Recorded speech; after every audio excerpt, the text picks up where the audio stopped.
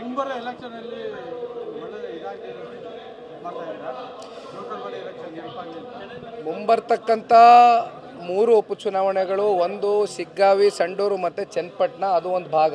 ಜೊತೆಯಲ್ಲಿ ಜಿಲ್ಲಾ ಪಂಚಾಯತಿ, ತಾಲೂಕ್ ಪಂಚಾಯತಿ ಚುನಾವಣೆಗಳು ಕೂಡ ಅತಿ ಶೀಘ್ರದಲ್ಲೇ ನಾವು ಎದುರಿಸ್ತಕ್ಕಂಥದ್ದಕ್ಕೆ ಸಿದ್ಧರಾಗಬೇಕಾಗಿದೆ. ಹಾಗಾಗಿ ಪೂರ್ವ ತಯಾರಿಗಳು, ಪೂರ್ವ ಸಿದ್ಧತೆಗಳು ತಳಮಟ್ಟದಿಂದ ಇವತ್ತು ಕಾರ್ಯಕರ್ತರಿಗೆ ಒಂದು ಉತ್ಸಾಹಕತೆಯನ್ನು ತುಂಬುವ ಮೂಲಕ ಇವತ್ತು ಈ ಕಾರ್ಯಕ್ರಮಕ್ಕೆ ಚಾಲನೆ ಕೊಟ್ಟಿದ್ದೀವಿ.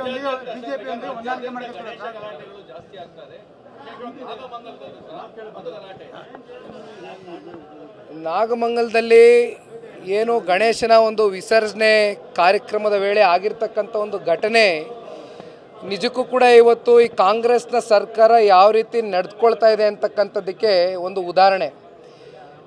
ಎಲ್ಲೋ ಒಂದು ಕಡೆ ಇವತ್ತು ಸಂಪೂರ್ಣ ಇಂಟೆಲಿಜೆನ್ಸು ಫೇಲ್ಯೂರ್ ಆಗಿದೆ. ಇವತ್ತು ಯಾವುದೇ ವಿಚಾರ ಇರ್ಬೋದು, ಇವತ್ತು law and order completely failure ಆಗಿದೆ, ಇಂಟೆಲಿಜೆನ್ಸ್ ಫೇಲ್ಯೂರ್ ಆಗಿದೆ. ಇವತ್ತೇನು ಒಂದು ಸಮುದಾಯವನ್ನು ಓಲೈಕೆ ಮಾಡ್ಕೊಳ್ಳೋದಕ್ಕೋಸ್ಕರ ಇವತ್ತು ಇನ್ನೊಂದು ಸಮುದಾಯವನ್ನು ಕೈ ಬಿಡ್ತಕ್ಕಂಥದ್ದನ್ನು ನಾವೇನು ನೋಡಿದ್ದೇವೆ. ಇವೆಲ್ಲವನ್ನು ಕೂಡ ಇವತ್ತು ಬಹುಶಃ ಮಂಡ್ಯ ಜಿಲ್ಲೆಯ ಜನತೆ ಅತ್ಯಂತ ಪ್ರಬುದ್ಧರಿದ್ದಾರೆ, ಬುದ್ಧಿವಂತರಿದ್ದಾರೆ, ಎಲ್ಲವನ್ನು ಗಮನಿಸ್ತಾ ಇದ್ದಾರೆ. ಇವತ್ತು ಇಡೀ ದೇಶದಲ್ಲೇ ಒಂದು ಚರ್ಚೆಗೆ ಗ್ರಾಸವಾಗಿರ್ತಕ್ಕಂಥ ಒಂದು ಟಾಪಿಕ್ ಇವತ್ತು ನಾಗಮಂಗಲದಲ್ಲಿ ಆಗಿರ್ತಕ್ಕಂಥ ಘಟನೆ.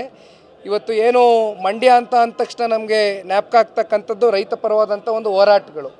ಇವೆಲ್ಲವನ್ನು ಇವತ್ತು ಯಾವ ರೀತಿ ಕಾಂಗ್ರೆಸ್ನ ಸರ್ಕಾರ ನಡ್ಕೊಳ್ತಾ ಇದೆ ಅಂತಕ್ಕಂಥದ್ದು ನಮ್ಮ ಕಣ್ಮುಂದೆ ಇವತ್ತು ಈ ರಾಜ್ಯದ ಜನತೆ ಕೂಡ ಪ್ರಶ್ನೆಯನ್ನು ಮಾಡ್ತಾ ಇದ್ದಾರೆ.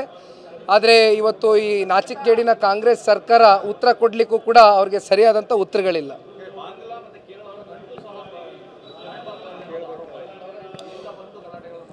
ನೋಡಿ ಅಣ್ಣ, ಇವತ್ತು ಇವೆಲ್ಲವನ್ನು ತಿರ್ಸ್ತಕ್ಕಂಥ ಪ್ರಯತ್ನಗಳು ಬಹುಶಃ ಯಾಕೆ ಆಗ್ತಾ ಇದೆ ಅಂದರೆ, 1 ವರ್ಷ 4 ತಿಂಗಳಾಗಿದೆ ಇವತ್ತು ಸರ್ಕಾರ ಆಡಳಿತಕ್ಕೆ ಬಂದು.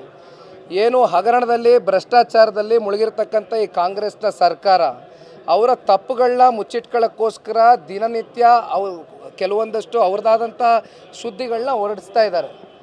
ಹಾಗಾಗಿ ಇದಕ್ಕೇನು ನಾವು ಹೆಚ್ಚು ಮಹತ್ವ ಕೊಡಬೇಕಾಗಿರ್ತಕ್ಕಂಥ ಅಗತ್ಯತೆ ಇಲ್ಲ.